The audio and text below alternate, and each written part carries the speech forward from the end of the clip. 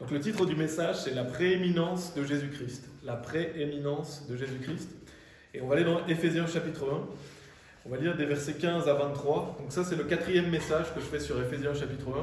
Je ne sais pas si vous vous souvenez, mais le premier message, c'était toute bénédiction spirituelle dans les lieux célestes en Christ. Donc j'avais fait un message sur le fait qu'on a toutes les bénédictions spirituelles dans les lieux célestes en Christ. Le deuxième message, c'était la prédestination et l'élection.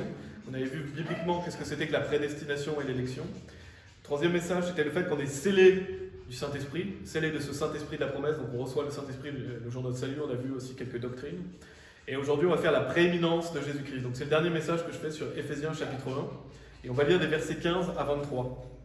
Donc la Bible nous dit « C'est pourquoi, moi aussi, après que j'ai entendu parler de votre foi dans le Seigneur Jésus et de votre amour envers tous les saints, je ne cesse de présenter des remerciements pour vous, faisant mention de vous dans mes prières, afin que le Dieu de notre Seigneur Jésus-Christ, le Père de gloire, puisse vous donner l'esprit de sagesse et de révélation dans la connaissance de celui-ci. Que les yeux de votre compréhension soient éclairés, afin que vous puissiez connaître quelle est l'espérance de sa vocation et quelle est la richesse de la gloire de son patrimoine dans les saints, et quelle est l'excessive grandeur de son pouvoir envers nous qui croyons, selon l'efficacité de son puissant pouvoir, lequel il effectua en Christ, lorsqu'il le ressuscita d'entre les morts et le plaça à sa main droite dans les lieux célestes, bien au-dessus de toute principauté et pouvoir et puissance et domination et de tout nom qui est nommé, non seulement dans ce monde, mais aussi dans celui qui est à venir. Et il a mis toutes choses sous ses pieds et l'a donné pour être la tête sur toutes choses à l'Église, laquelle est son corps, la plénitude de celui qui remplit tout en tous. Et donc le titre du message, c'est la prééminence de Jésus-Christ. Et on retrouve cette notion de prééminence notamment dans Colossiens chapitre 1 verset 18, qui nous dit « Et il est la tête du corps », donc en parlant de Jésus, l'Église, lui qui est le commencement, le premier-né d'entre les morts, afin qu'en toutes choses, il puisse avoir la prééminence. Donc Jésus-Christ, en toutes choses, il a la prééminence. Et on va revenir dans Colossiens chapitre 1. Et donc dans ce passage de Éphésiens chapitre 1 qu'on a vu, on voit que Paul met en valeur les membres de l'église d'Éphèse. Donc il dit qu'il présente des remerciements pour eux, qu'il prie pour eux. Donc on voit ça dans les versets, notamment le verset 15, le verset 16. Et donc après il met en avant le pouvoir de Dieu et le fait que Jésus-Christ a été ressuscité d'entre les morts. Et là où je veux vraiment me focaliser aujourd'hui, c'est à la fin du chapitre où notamment il est dit « Bien au-dessus de toute principauté et pouvoir et puissance et domination et de tout nom qui est nommé non seulement dans ce monde, mais aussi dans celui qui est à venir. » Donc ça parle du Seigneur Jésus-Christ. Et donc on va parler de la prééminence de Jésus-Christ.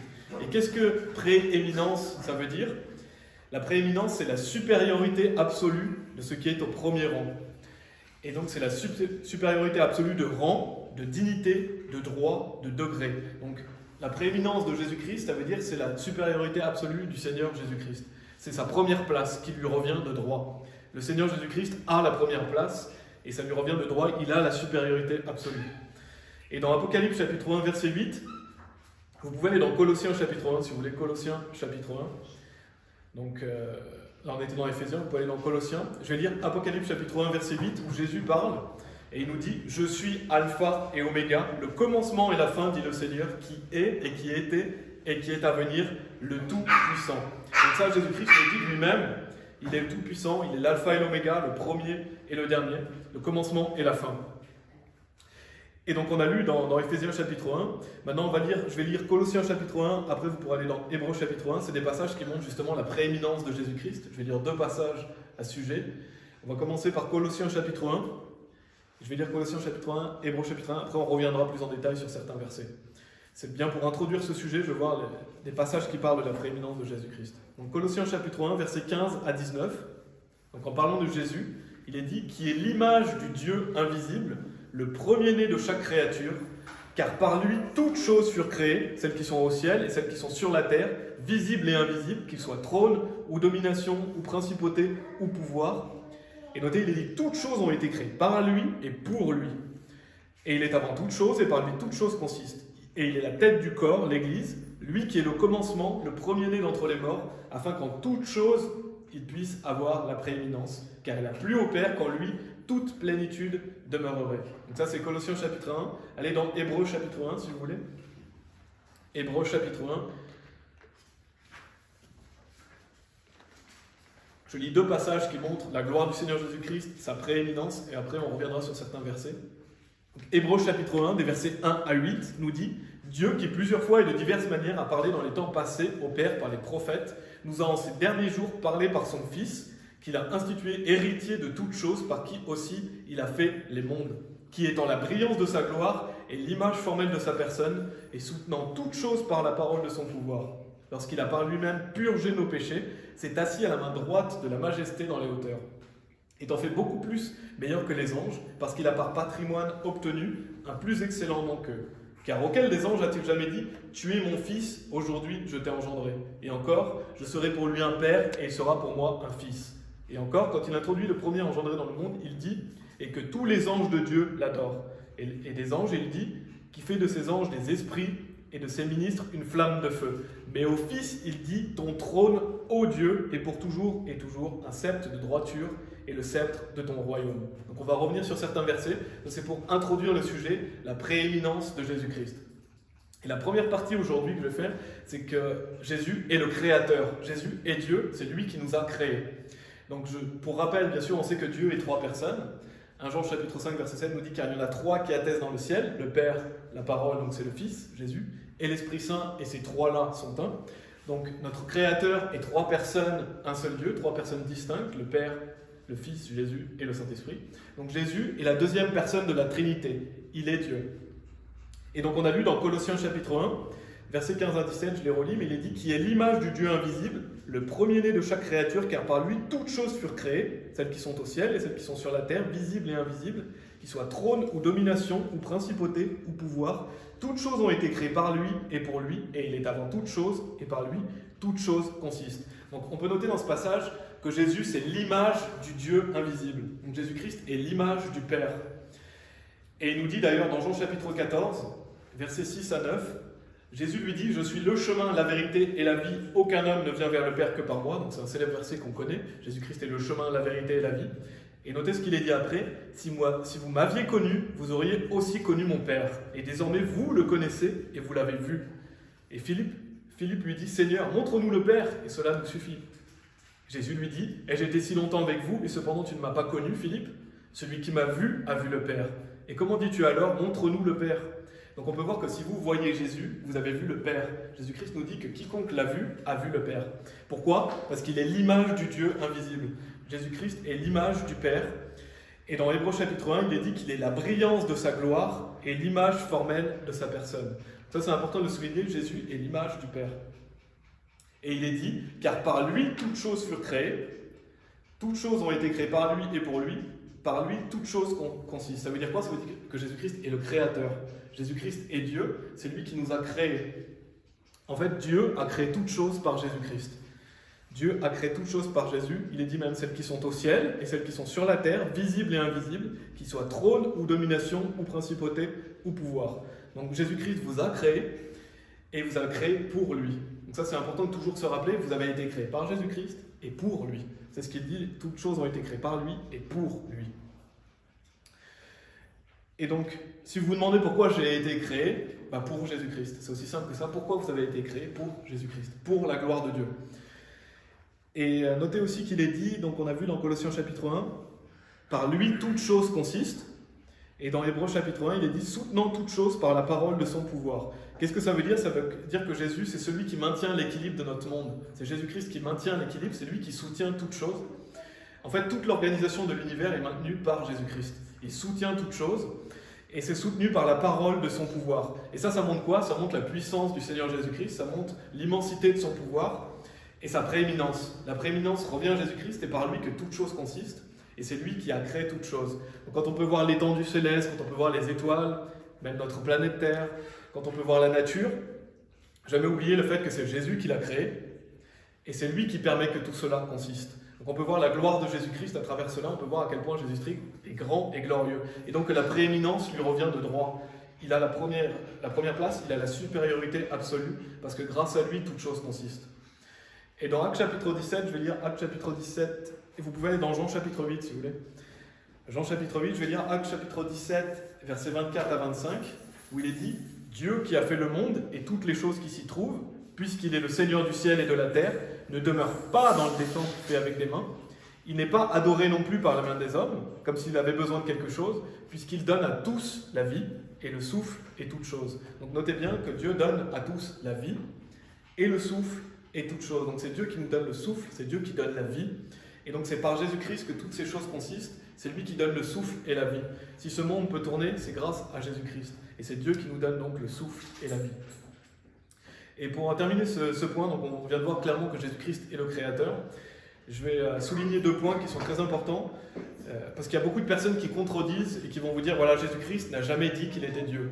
Moi je l'entends souvent, des personnes vont dire, Jésus-Christ n'a jamais dit de sa propre bouche qu'il est Dieu.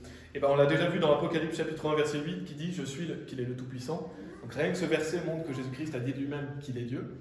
Mais il y a un passage aussi qui est dans Jean chapitre 8, justement, que vous pouvez utiliser pour prouver aux personnes que Jésus-Christ lui-même a dit qu'il est Dieu, parce qu'on peut utiliser beaucoup de passages qui prouvent la divinité de Jésus-Christ. On a Jean chapitre 1 verset 1, on a Hébreux chapitre 1 verset 8 qu'on a vu, on a beaucoup de passages qui montrent voilà, Jésus-Christ est Dieu, mais là il y a un passage qui prouve que Jésus-Christ a dit lui-même qu'il était Dieu. C'est Jean chapitre 8 verset 58. Jean chapitre 8 verset 58 où il dit, Jésus leur dit, en vérité, je vous dis, avant qu'Abraham fût, je suis. Donc qu'est-ce que Jésus est en train de dire? Avant qu'Abraham fût, je suis, il est en train de dire je suis Dieu. Parce que je suis, c'est Dieu.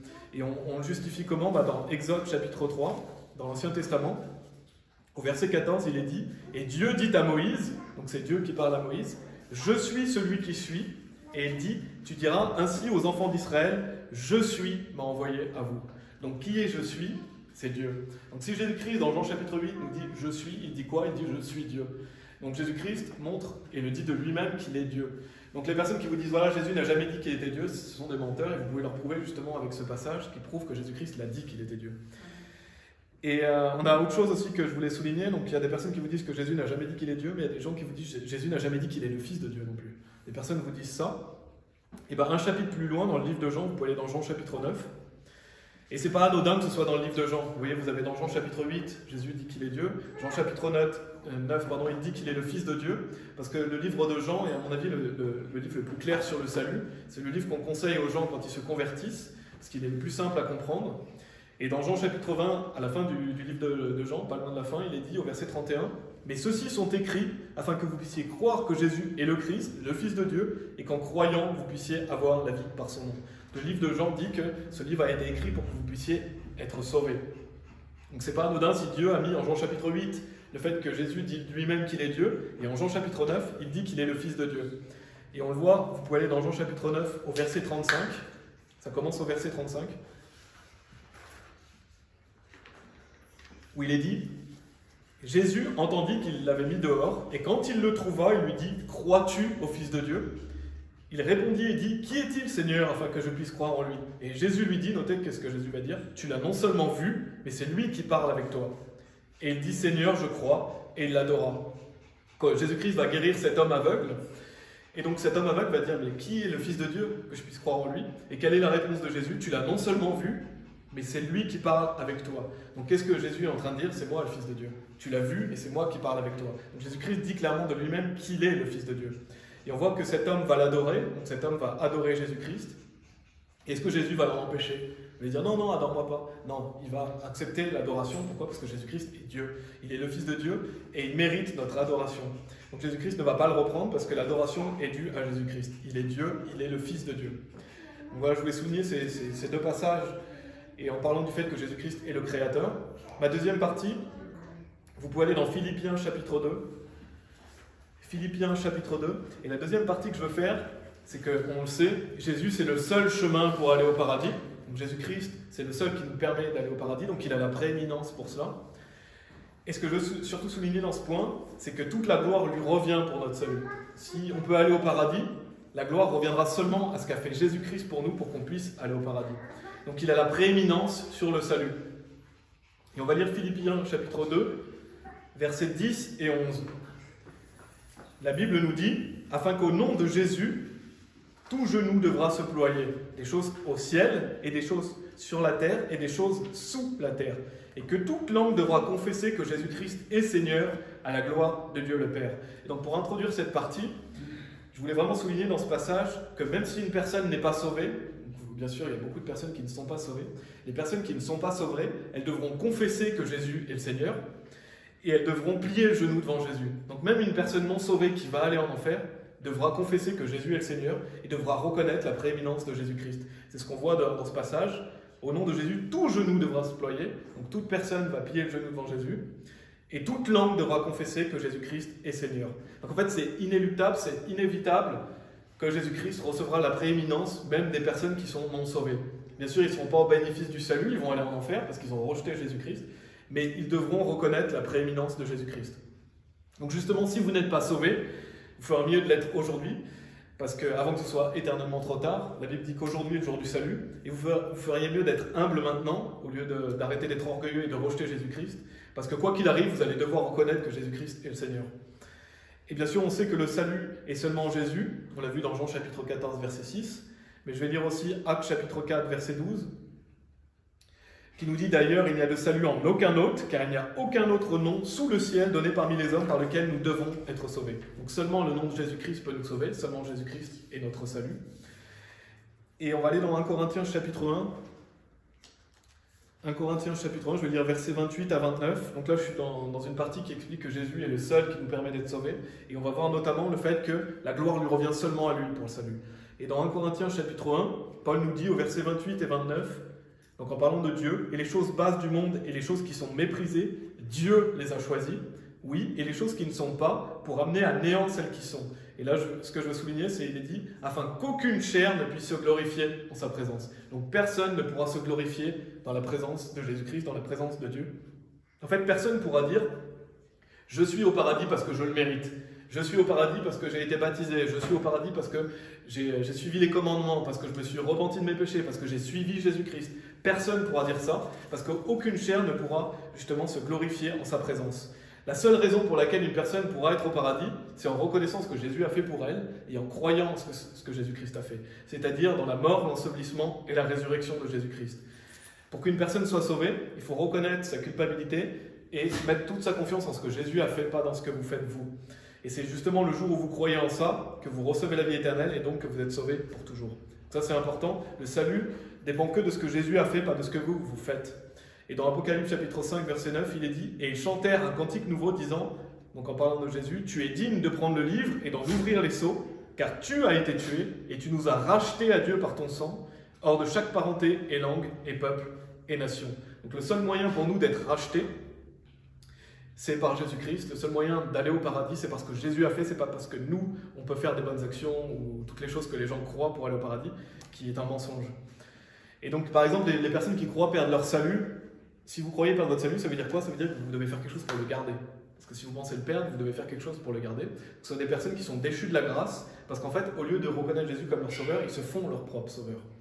En fait, les personnes qui croient qu'on peut perdre le salut ou que le salut est par les œuvres, ils se font eux-mêmes la porte. Et c'est là que je veux donner un exemple, une illustration justement pour illustrer ce point. Mais on peut prendre l'exemple tout simple de deux portes. Vous avez deux portes face à vous, et vous pouvez mettre votre prénom de la personne qui est en face de ces deux portes. Vous vous retrouvez, voilà par exemple je m'appelle Tom, je me retrouve en face de deux portes. Il n'y a que deux portes en fait, il n'y a que deux chemins. Ben, c'est simple, mais la première porte c'est Jésus-Christ. On sait Jésus qui dit « Je suis la porte ». Il dit afin que quiconque croit en lui ne périsse pas mais ait la vie éternelle. Ça veut dire qu'une de ces portes est Jésus-Christ. Si vous rentrez par cette porte, par la foi en Jésus, alors vous êtes sauvés. Vous êtes sécurisés parce que Dieu ferme derrière vous, vous êtes dans l'arche, vous avez l'assurance d'aller au paradis. Et la deuxième porte, c'est quoi? Ça pourrait être écrit, moi si je m'appelle Tom, ça pourrait être écrit Tom. Pourquoi? Parce que c'est la porte qui, mes œuvres, le fait que je sois une bonne personne, le fait que je sois allé à l'église, les gens qui disent qu'il faut suivre Jésus-Christ pour être sauvé, les gens qui disent qu'il faut changer de vie, qu'on peut perdre le salut, ben, ça c'est la deuxième porte, c'est soi-même en fait. On se fait le propre sauveur, ben, ces gens vont directement en enfer. Ça veut dire quoi? Ça veut dire qu'il n'y a que deux portes. Si je m'appelle Tom, il y a Jésus et il y a moi-même. Et les personnes qui croient en eux-mêmes vont directement en enfer. Donc tous les gens qui croient qu'il faut rajouter quelque chose à l'œuvre de Jésus-Christ vont aller directement en enfer. Parce qu'au lieu de glorifier Jésus, ils se glorifient eux-mêmes. Et c'est pour ça qu'il est dit non des œuvres afin qu'aucun homme ne se vante. Parce que personne ne peut se glorifier en la présence de Jésus-Christ. Et donc, c'est le seul moyen d'y aller, et la gloire lui revient, la prééminence revient à Jésus-Christ pour notre salut. Donc ça, c'était mon deuxième point. Maintenant, le troisième point, c'est que la prééminence de Jésus, elle doit être mise en avant, et nous devons le faire dans notre vie chrétienne aussi. Parce qu'une fois que vous êtes sauvés, donc vous êtes sauvés pour toujours, commence la vie chrétienne. Parce que le salut, c'est le repos, vous vous reposez sur Jésus, mais la vie chrétienne est une course qui commence le jour de votre salut. Et donc la question que je veux vous poser et que je pose à tous ceux qui écoutent, et même à moi-même, c'est Jésus est-il le premier dans votre vie? C'est une bonne question à vous poser. Est-ce que Jésus-Christ a la prééminence dans ma vie? Parce que c'est ce qu'il doit avoir. En tant que chrétien, on doit donner la prééminence à Jésus-Christ dans toutes choses de notre vie. Il doit avoir la prééminence. On l'a vu dans Colossiens chapitre 1, afin qu'en toutes choses, il puisse avoir la prééminence. Donc ce n'est pas seulement dans certaines choses, dans toutes choses de votre vie, Jésus doit avoir la prééminence. Il doit être le premier dans tout ce que vous faites. Et on va lire 1 Corinthiens chapitre 7 si vous voulez. Parce qu'on va aller dans 1 Corinthiens chapitre 7, après on va aller dans 1 Corinthiens chapitre 6.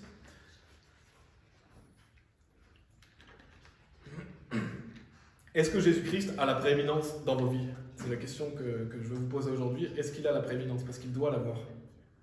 Et dans 1 Corinthiens chapitre 7, il est dit des versets 21 à 23. Es-tu appelé étant un serviteur? Ne t'en soucie pas. Mais si tu peux être rendu libre, sers-t'en plutôt. Car celui qui est appelé dans le Seigneur, étant un serviteur, est l'affranchi du Seigneur. De même aussi celui qui est appelé, étant libre, est serviteur de Christ. Vous êtes achetés à un prix, ne soyez pas les serviteurs des hommes. Donc le jour de notre salut, on est rendu libre. On est libre en Christ. Mais on a été acheté à un prix, on voit. Vous êtes achetés à un prix. Et donc ça veut dire quoi? Ça veut dire qu'on appartient à Dieu. Il est notre maître. Donc Christ nous a rachetés, il s'est racheté un peuple particulier, mais on lui appartient. On est libre, mais on est serviteur de Christ. Et on voit justement un chapitre avant, dans 1 Corinthiens chapitre 6, à la fin du chapitre, où il est dit au verset 20, « Car vous êtes achetés à un prix, par conséquent glorifiez Dieu dans votre corps et dans votre esprit qui appartiennent à Dieu. » Donc si vous êtes sauvés, votre esprit, votre corps ne vous appartient pas. Ça appartient à Dieu. Il a la propriété sur vous, en fait. Jésus, il s'est acquis un peuple qui lui appartient. Donc, si vous ne mettez pas Jésus en premier dans votre vie, si vous êtes justement un genre de chrétien qui ne met pas Jésus en premier dans sa vie, en fait, vous le fraudez, vous l'escroquez. C'est de la tromperie parce que vous essayez de tromper Dieu. C'est malfaisant, en fait. C'est très malfaisant de ne pas donner la prééminence à Jésus-Christ dans notre vie parce que vous essayez de le frauder. Parce qu'en fait, vous lui appartenez, vous ne vous appartenez pas à vous-même. Donc Jésus-Christ vous a racheté et vous lui appartenez. Donc il doit avoir cette prééminence dans tous les aspects de notre vie. Que ce soit dans nos œuvres chrétiennes, bien sûr. Nous devons aller à l'église, nous devons évangéliser, lire la Bible, prier. Jésus-Christ a la prééminence dans toutes ses œuvres chrétiennes. Et c'est des choses qui lui sont agréables et qui le glorifient. Mais aussi dans notre vie de tous les jours. Jésus-Christ doit avoir la prééminence chaque jour de notre vie, dans toutes les actions qu'on peut faire, que ce soit au travail, que ce soit dans notre famille. Tous les jours de notre vie, en fait, appartiennent à Jésus-Christ. Ça veut dire quoi? Ça veut dire que Jésus-Christ doit être la personne que vous aimez le plus. Il n'y a personne qui doit être au-dessus de Jésus-Christ. C'est très bien d'aimer votre famille, c'est très bien d'aimer les frères et sœurs, mais Jésus-Christ est le premier. Il doit être le premier dans notre cœur, dans toutes choses. Et d'ailleurs, si vous mettez Jésus-Christ en premier dans votre cœur, si vous l'aimez plus que toute autre personne, même que votre propre famille, eh bien vous allez aimer plus votre famille. Parce que le fait d'aimer plus Jésus-Christ va faire que vous aimez plus votre épouse, votre mari, vos enfants. Parce que le fait de mettre Jésus-Christ en premier va faire que votre vie va aller mieux. Parce que vous allez être plus en accord avec ce que Dieu dit. Donc c'est très important que vous mettiez Dieu en premier dans votre cœur. Il a la première place qui lui est due. Et on va aller dans Colossiens chapitre 3. Colossiens chapitre 3 pour cette notion de la prééminence de Jésus dans notre vie chrétienne. On va lire le verset 17 où il est dit « Et quoi que vous fassiez en parole ou en action », donc quoi qu'on fasse en parole, donc dans ce qu'on dit, mais aussi en action, dans ce qu'on fait, faites tout dans le nom du Seigneur Jésus, remerciant Dieu et le Père par lui. Et un peu plus loin, versets 23 et 24, il est dit « Et quoi que vous fassiez, faites-le de bon cœur, comme pour le Seigneur et non pour les hommes, sachant que vous recevrez du Seigneur la récompense du patrimoine, car vous servez le Seigneur Christ. » Donc tout ce qu'on fait en parole, en action dans notre vie, c'est dans le nom du Seigneur Jésus qu'on doit le faire, et avec gratitude. Donc qu'est-ce que ça veut dire? Ça veut dire que tous les jours de votre vie chrétienne, vous devez glorifier Dieu. Chaque jour que vous avez est un don de Dieu, c'est Dieu qui vous donne un jour de plus à vivre. Donc vous devez vivre pour Christ. C'est lui qui vous donne le souffle. Donc tout ce que vous devez faire, tout ce que vous devez dire doit rendre gloire à Dieu. Et c'est important, chaque jour on doit se lever en ayant cette joie déjà que Dieu nous donne un autre jour, mais aussi en mettant cette journée à profit pour Dieu. On fait toutes choses pour le Seigneur et non pour les hommes. Donc si vous voulez être récompensé, il faut vivre chaque jour pour Jésus, tout ce qu'on fait. Et ça c'est un point que je veux souligner aussi, mais ce n'est pas seulement le week-end. En tant que chrétien, on ne vit pas seulement le week-end pour Christ. Ce n'est pas seulement d'aller évangéliser, d'aller à l'église, d'avoir des sorties avec les frères et sœurs. Ça, c'est des choses très bien. Gloire à Dieu si vous allez évangéliser, si vous allez à l'église, c'est très bien. Mais ce n'est pas seulement le week-end pour les chrétiens, c'est toute la semaine, c'est tous les jours. Tous les jours appartiennent à Dieu. Donc chaque jour, c'est pour la gloire de Dieu. Vous ne pouvez pas vous dire « Ah, aujourd'hui, je prends des vacances sur Dieu ». Non, c'est chaque jour qui appartient à Dieu et vous lui appartenez.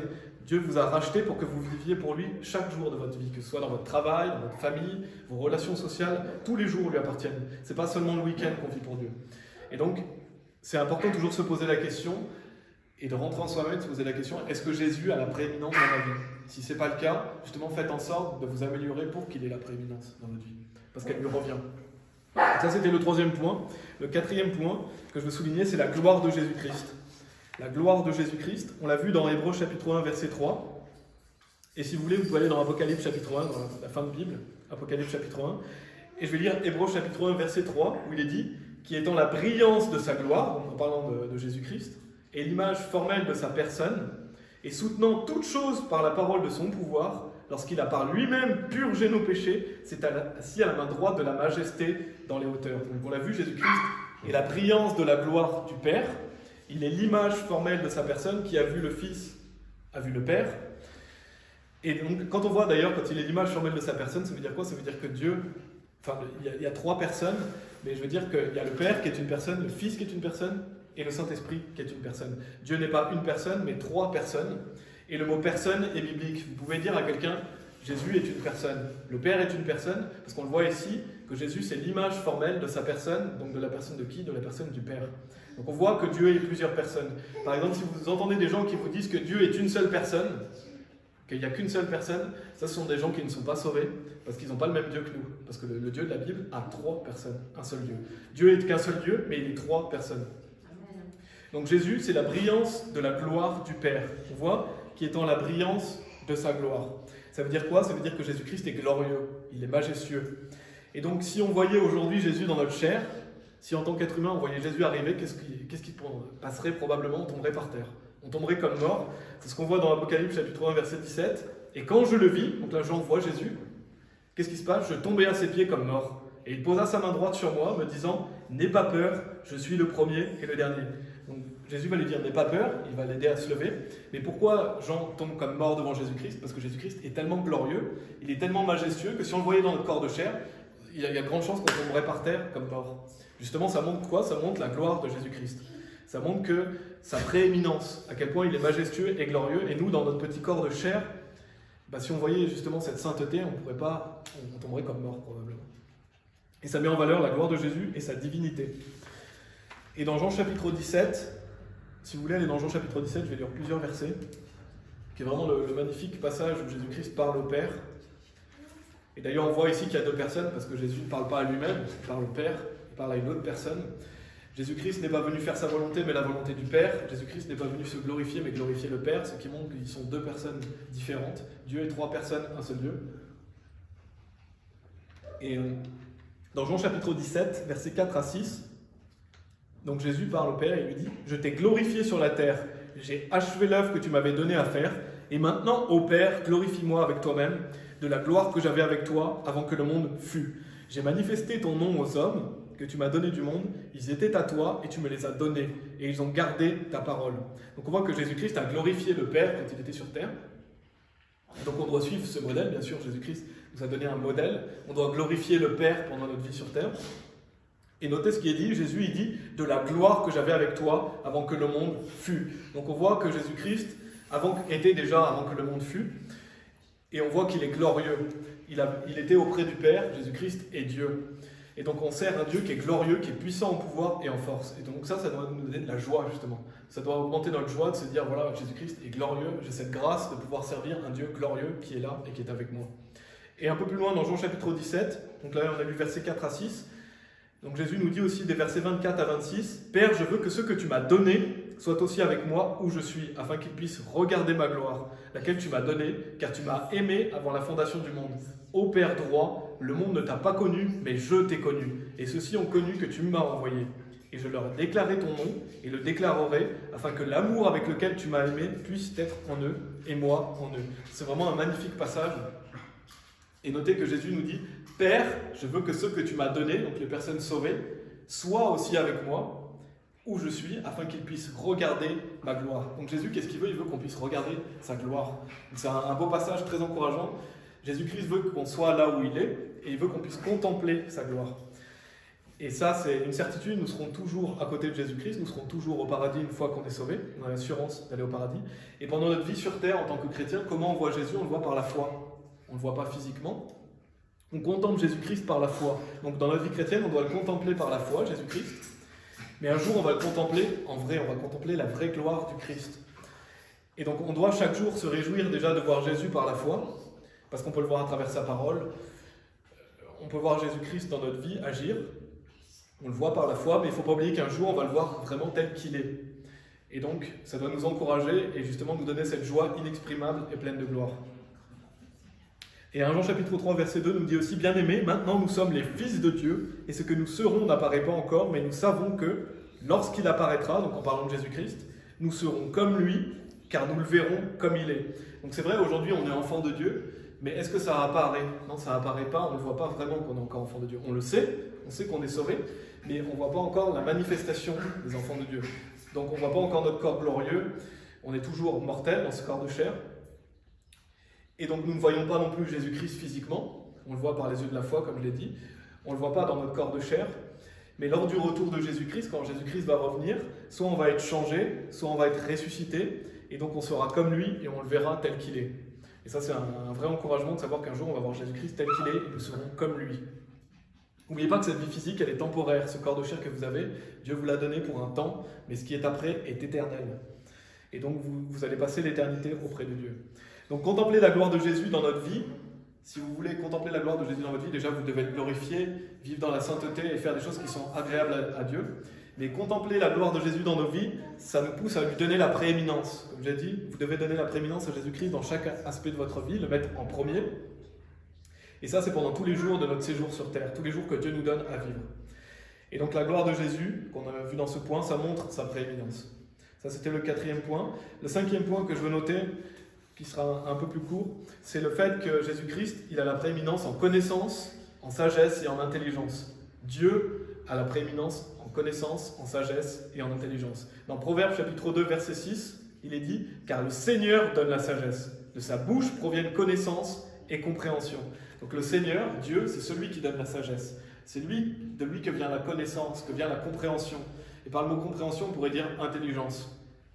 Dans Romains chapitre, je vais lire 2 autres passages qui parlent de cela. C'est Romains chapitre 11, verset 33 qui nous dit « Ô la profondeur de la richesse de la sagesse et de la connaissance de Dieu.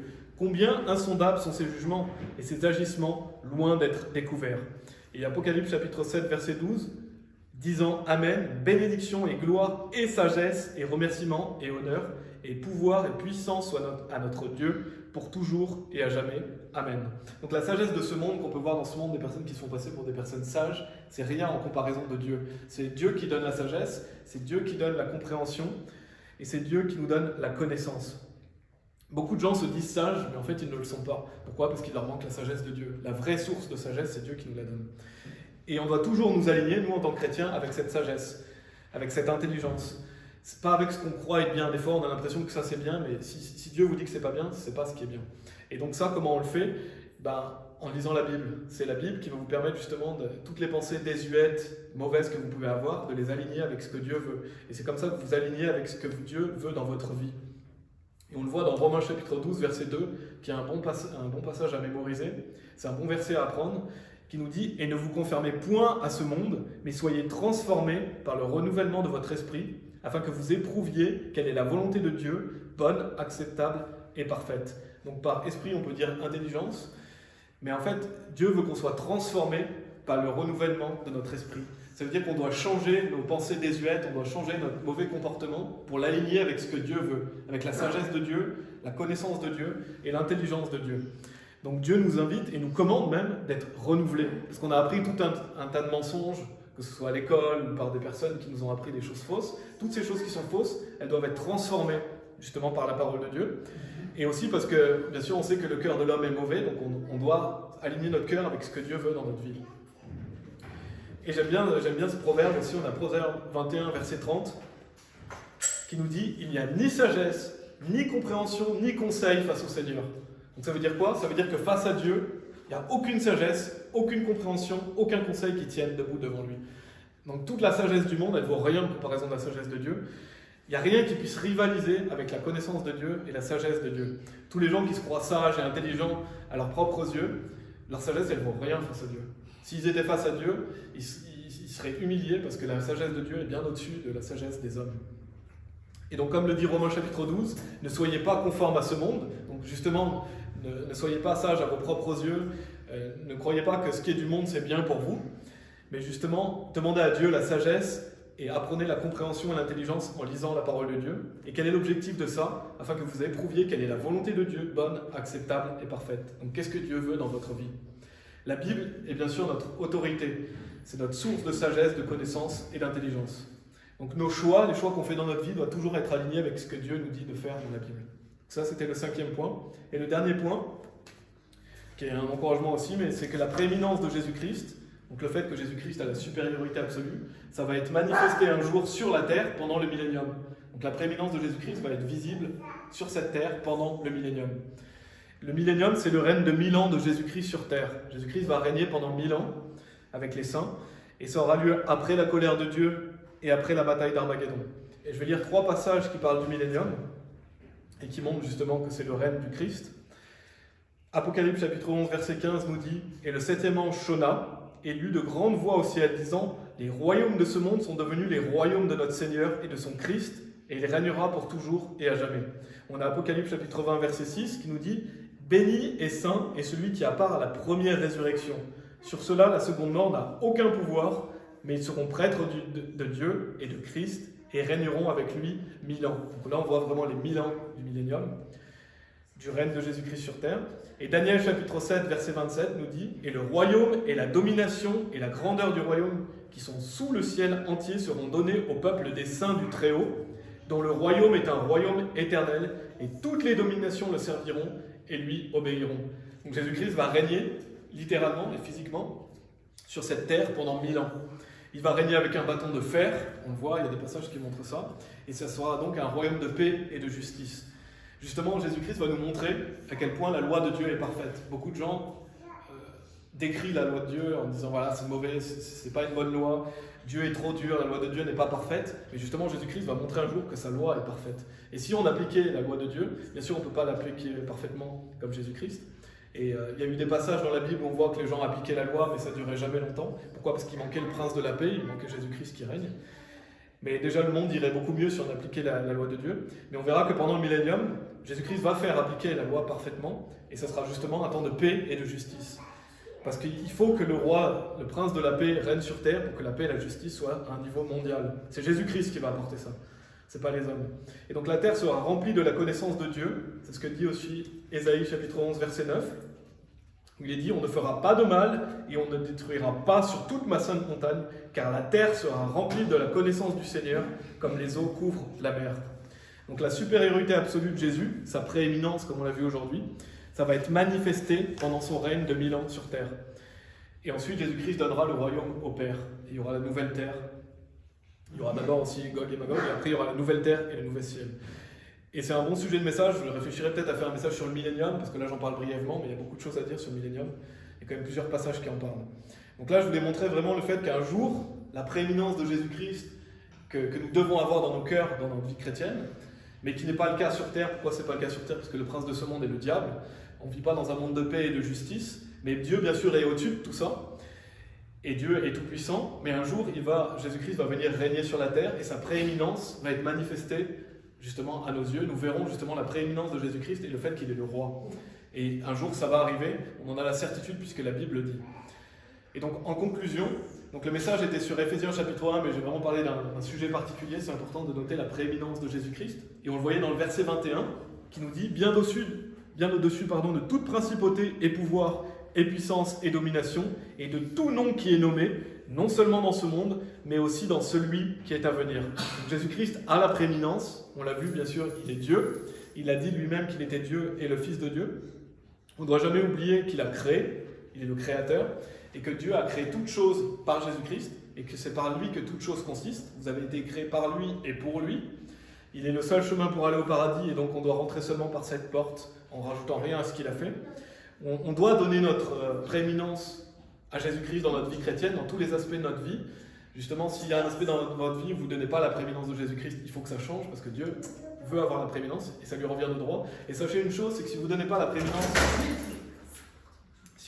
prééminence, à Jésus-Christ dans un aspect de votre vie, Dieu va venir sur vous dans cet aspect de votre vie pour y travailler. Parce que Dieu doit avoir la prééminence. Donc par exemple, si vous ne donnez pas la prééminence à Dieu dans votre famille ou dans votre travail, des choses vont arriver parce que Dieu doit avoir cette prééminence. Et donc si vous aimez vos proches, si vous aimez Dieu, justement donnez-lui la prééminence avant qu'il arrive quelque chose peut-être de désagréable parce que Dieu mérite cette prééminence, parce que Dieu va châtier ses enfants, parce qu'il les aime. Et parce que le fait que vous mettiez Dieu en premier va vous rendre joyeux et heureux. C'est ça que Dieu veut. Dieu veut qu'on lui donne la prééminence parce que c'est comme ça qu'on a la vraie joie, c'est comme ça qu'on a les fruits de l'esprit. Donc un jour, on voit la gloire de Jésus-Christ à travers sa parole, comme on l'a vu aujourd'hui. Mais un jour, on le verra tel qu'il est. Nous le verrons face à face. On a vu aussi que Dieu a la prééminence en sagesse, en compréhension et en connaissance, et que la Bible est notre source et notre autorité. Et donc on a vu dans le dernier point que la manifestation de la première place de Jésus se verra pendant le millénium et pendant son règne sur terre.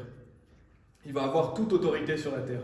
Et pour terminer, je vais lire 1 Pierre chapitre 5, versets 10 et 11, pour terminer ce message, qui nous dit « Mais le Dieu de toute grâce, qui nous a appelés à sa gloire éternelle par Christ Jésus, après que vous aurez souffert quelque temps, donc c'est sûr qu'on aura des souffrances, on va souffrir sur cette terre, on va être affligé, on aura des persécutions, mais il est dit vous rendra parfait, établi, fortifié, vous maintiendra. Donc Dieu est celui qui nous maintient, qui nous fortifie. Et il est dit à lui soit gloire et domination pour toujours et toujours. Amen. Amen. On va prier. Merci Seigneur parce que tu as la prééminence et vraiment c'est ce qui nous rend joyeux. Si on veut vraiment être heureux chaque jour, nous devons te mettre en premier. On a cette joie inexprimable et pleine de gloire que le monde ne peut pas nous donner. Cette paix aussi que tu nous donnes et que tu nous donnes si on te met en premier. Si on médite sur ta parole, si on lit ta parole, si on garde tes commandements, alors on a la vraie joie, la vraie paix. Et je prie Seigneur pour que tu nous donnes la sagesse, la compréhension et l'intelligence aussi, pour bien comprendre ta parole, bien la transmettre et bien l'appliquer.